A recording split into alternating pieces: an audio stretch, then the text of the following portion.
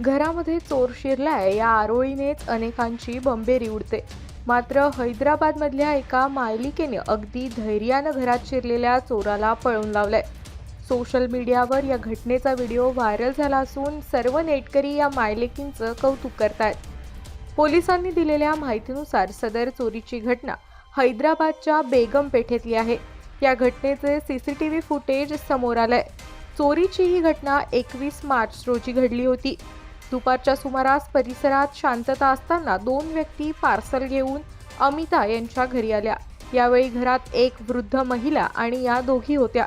घराचं दार वाजवल्यावर दोन व्यक्ती पार्सल घेऊन आल्याचं सांगत त्यांच्या घरामध्ये येऊ लागल्या। काही वेळातच दोन्ही नराधमांनी लपवलेली बंदूक आणि चाकू बाहेर काढले।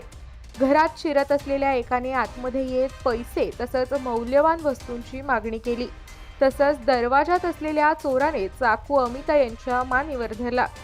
मात्र यामध्ये अमिता यांनी न घाबरता चोराच्या पायावर जोरदार लाथ मारली आणि त्याला खाली पाडलं। तितक्यात त्यांच्या मुलीने चाकू दूर फेकला।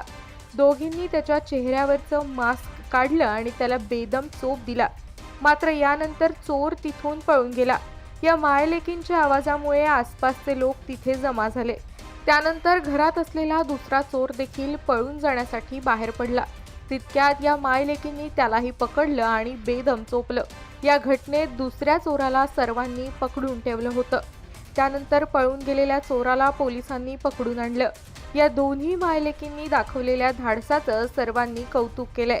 तसंच स्थानिक पोलिसांनी देखील या कुटुंबाचं कौतुक करत त्यांचा सन्मान केलाय।